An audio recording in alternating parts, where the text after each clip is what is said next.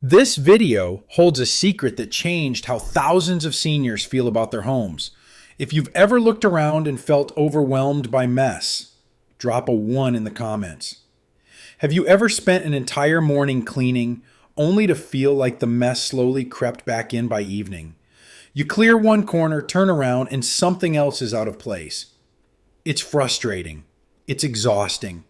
And it can make you feel like your home is never truly under control. But here's the truth.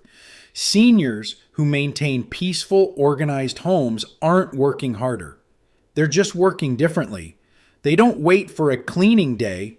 They don't spend hours scrubbing floors. What they do instead is something beautifully simple. They've built a rhythm of small, daily actions that quietly keep chaos from returning.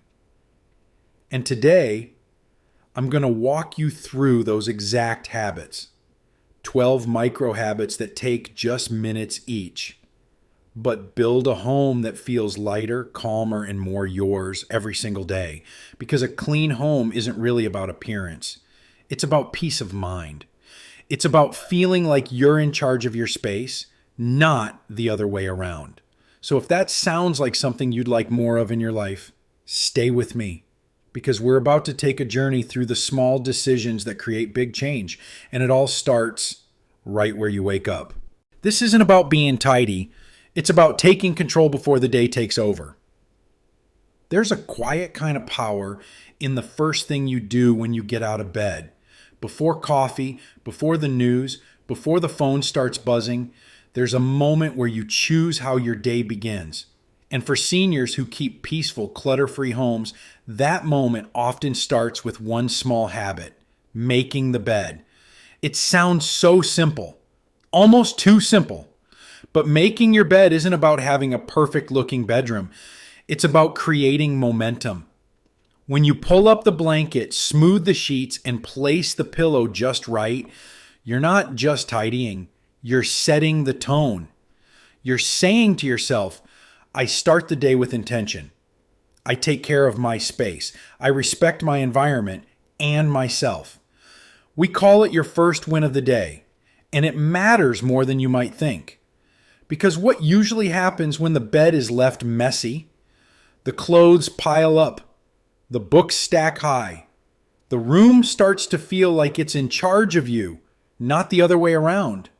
But when the bed is made, even if the rest of the room is still imperfect, it suddenly feels calmer, cleaner, more under control. There's science behind this too. Studies have shown that small intentional habits in the morning create positive ripple effects, boosting focus, reducing anxiety, and encouraging follow-through. When you complete one task right away, you're far more likely to complete the next. And here's the beauty of it. It takes less than 2 minutes. No special tools, no physical strain, no complicated steps. Just a few easy motions that reward you with a sense of order. So tomorrow morning, before you do anything else, try this. Straighten your blanket, smooth your pillows, breathe in the stillness of a moment that belongs entirely to you. Because when you start your day with one small victory, you're already halfway to a better one. Once you start the day feeling in control, keeping control becomes much easier. Picture this.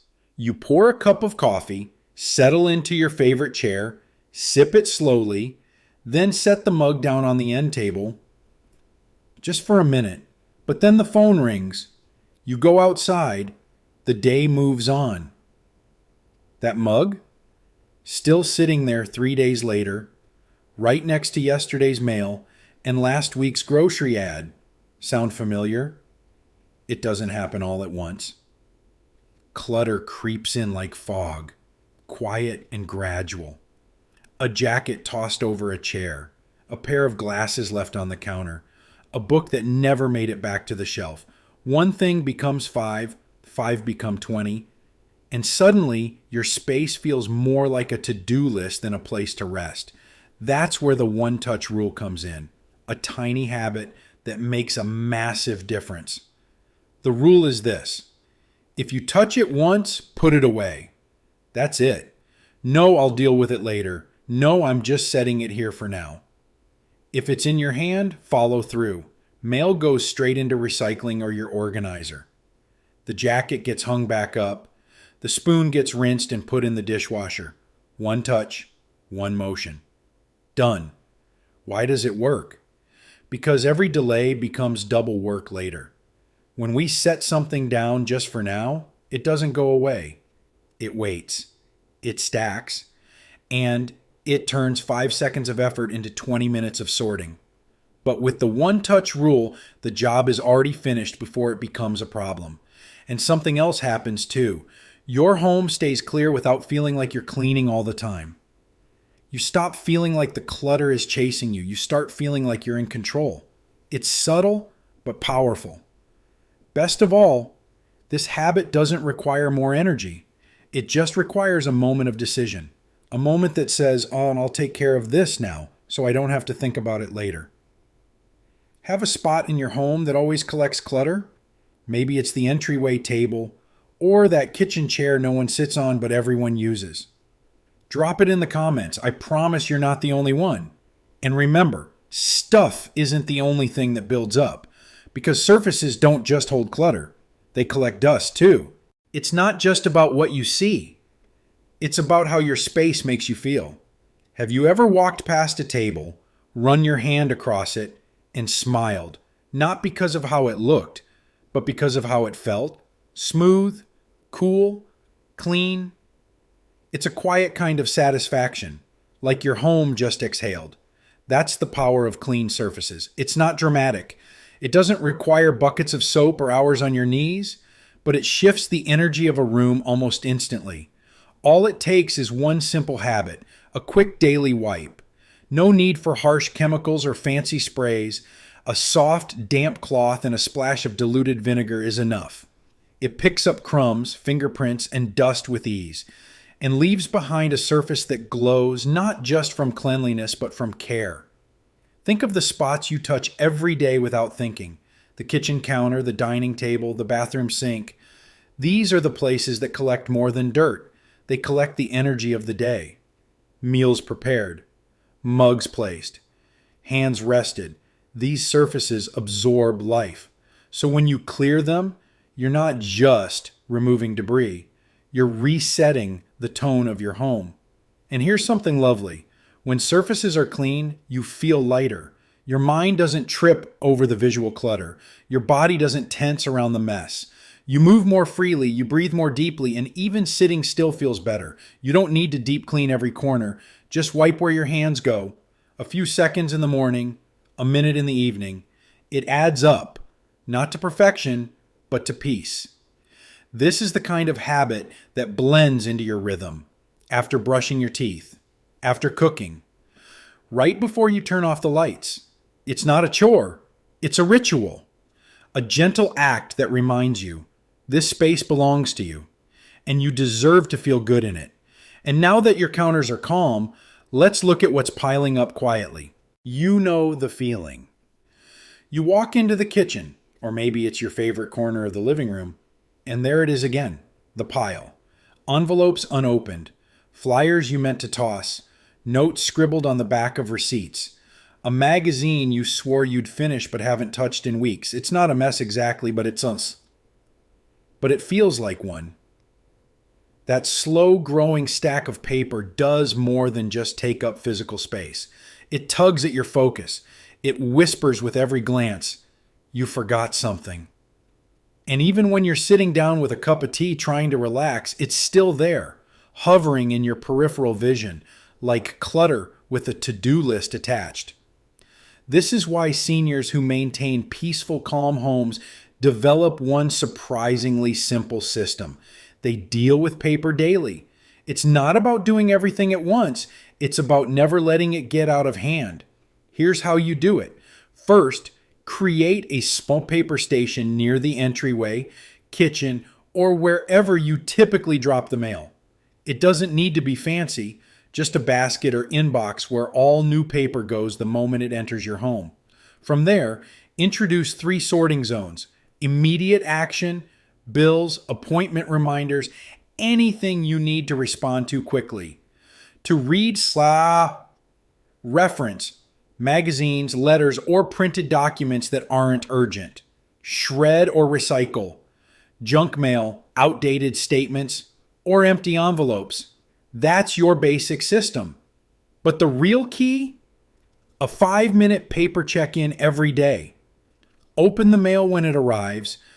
Recycle what you don't need. File what you do.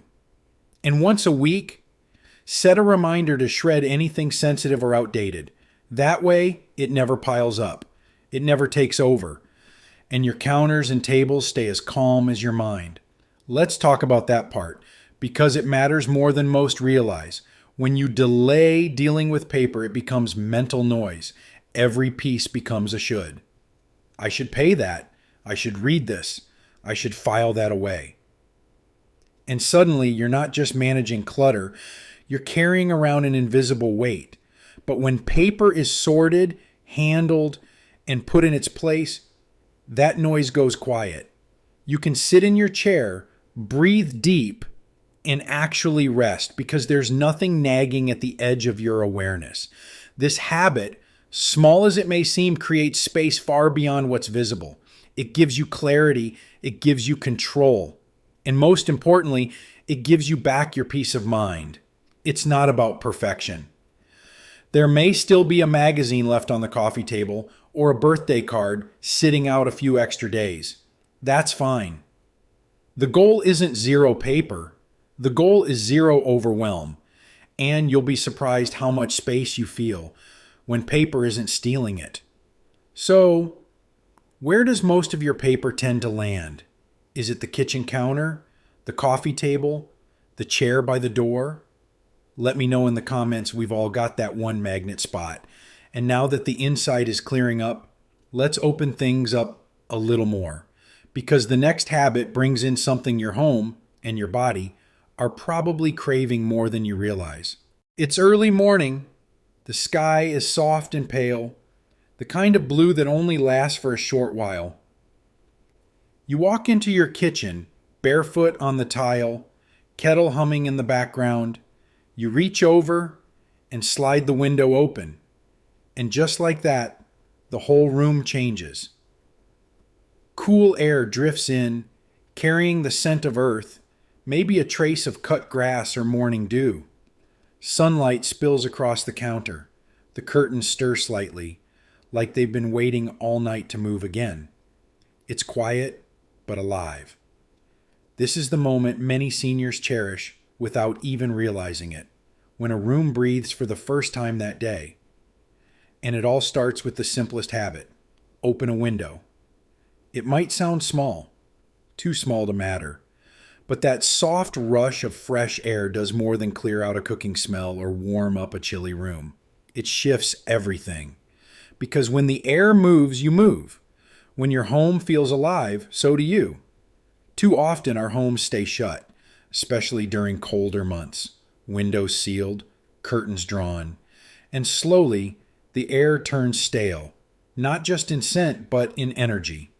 You feel it in the heaviness of the room, in the fogginess of your thoughts, in the tension you didn't know had settled into your shoulders.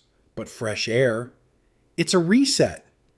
Studies show that even 5 minutes of natural ventilation improves indoor air quality, lowers indoor pollutants, and boosts mental clarity. It's like giving your home a breath of its own and giving your brain the oxygen boost it craves. It's also one of the easiest habits to build. No deep cleaning, no special tools, just crack open a window each morning while you brew your coffee, wash your face, or water the plants. Let in the world just a little, even in winter, even if only for a few minutes. And here's a powerful tip.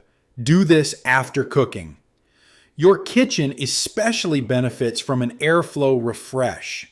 That steam, oil, and food aroma can linger for hours, but one open window clears it faster than any spray or candle. Some people say their mood lifts the moment the breeze hits their skin, that the light changes, that the day feels different, not because of what they did, but because of what they let in. And isn't that what we all need sometimes? Less effort, more openness, a way to feel new without starting over. So tomorrow morning, here's my invitation. While you brew your coffee, open a window, just for 5 minutes. Let the breeze kiss your face, the light fill the room, the air remind you, this day is fresh, this space is yours, this moment is alive. Let me know how it feels, seriously. Drop a comment and tell me if your home felt different with just a bit of wind and sun. Because yes, we clean with our hands, but we refresh with our senses. And sometimes clearing the air is all it takes to clear your mind. But fresh air is only part of the story. What's underfoot matters too. Let's talk about what it means to keep your floors truly fresh, without stress. It always starts the same way. You're walking barefoot in your home, maybe with a warm cup of coffee in hand, and then crunch, crumbs, dust, pet hair, a little trail of something you thought you cleaned up yesterday. It's a small thing, harmless really, but it pulls you out of the moment. Suddenly, instead of relaxing, your brain goes into alert mode. I should clean the floor today. And just like that, the peace in your space shifts. Not because it's truly dirty, but because it doesn't feel cared for, because your feet notice what your eyes try to ignore. That's why people with the cleanest, calmest homes build one tiny habit into their day, a quick daily sweep. Not a deep clean, not a mop the entire house marathon, just a quick pass through the areas that matter most. The kitchen, the hallway, beside the bed, near the sofa, high traffic zones that collect the day's movement without asking your permission. And the best part? You don't need to carve out 30 minutes. You need 5, maybe even less. Keep a small broom and dustpan nearby. Or better yet, invest in a lightweight cordless vacuum. Easy to grab, easy to use, and no excuses. The key isn't to cover every inch, it's to show up. To reset your space before the mess becomes a mood. Because here's the truth. Clean floors aren't about impressing guests. They're about supporting you. They're about giving your mind one less distraction, your body one more comfort, your home one more moment of order. Think about it. When your floor is clean, it changes how you feel standing in your space. You move with more ease. You're more likely to stretch, to sit on the floor, to let the grandkids sprawl out with toys, or roll up your sleeves and do a little yoga. There's less friction, literally and emotionally. This is especially true as we age. Bending down becomes more effortful. So why wait until the debris builds? Why wait until crumbs harden and corners get furry? Why not stay ahead of it, bit by bit, with kindness? Because here's something powerful. A clean floor is the foundation of a calm mind. It's the first surface your body touches every morning. It's the thing you walk on, rest your feet on, dance on, pause on. When it's clean, your energy is free to go elsewhere. But when it's cluttered, even invisibly, you feel it in your posture, your breath, your tension. That's why this habit isn't about perfection. It's about rhythm. Sweep before you go to bed, or while your tea steeps, or as part of your morning stretch. Tie it to something you already do, and it won't feel like a task. It'll feel like a pause, a gentle form of care. And here's the trick that changed everything for me. Don't aim for spotless. Just aim for better than yesterday. A quick sweep by the fridge, a fast vacuum across the bedroom. Skip what doesn't need it. Focus on what does. Because consistency beats intensity every time. It doesn't have to be perfect. Just passable daily becomes pristine weekly. There's beauty in that. Freedom even. No stress about cleaning day. No guilt when someone stops by. Just a home that's always almost ready. Because it's been tended to in tiny ways each day without pressure. And once you make this habit part of your routine, something else happens too. You become more aware of your space. You start noticing other details, a smudge on the mirror, a plant that needs watering, a book you've been meaning to read. You reconnect, not to chores, but to your environment. And in doing that, you reconnect to yourself. So if you've ever felt overwhelmed by the idea of keeping your home clean, start here. One sweep, one room, one act of presence. You'll be amazed how much peace lives just beneath your feet. And here's the habit most people forget, but the one that makes it all feel worth it. Because what's the point of creating a peaceful, beautiful home if you never stop to truly enjoy it? Let's talk about that next.